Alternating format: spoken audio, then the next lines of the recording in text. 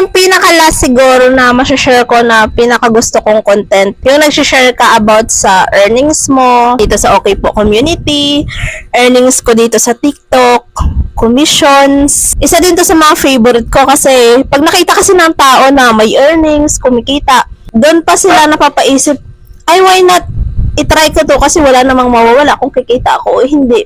Pero nakita nila na kumikita ka. So, on that case, pag nag-share ka ng ganong content, parang mapapaisip sila, ay why not try this?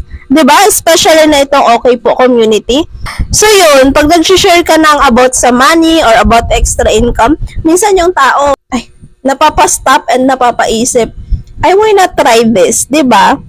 Oh, aminin nyo, lahat na nakakapanood ng about sa pera, nag-i-standby kasi nga lahat tayo kailangan natin ng source of income.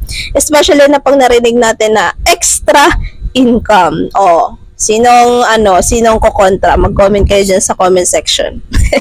Pero kung agree kayo, mag-comment pa rin kayo dyan. Huwag niyong kalimutan, isama to si Okay Po Community sa pwede niyong pagkakitaan kasi malaking tulong siya. Promise.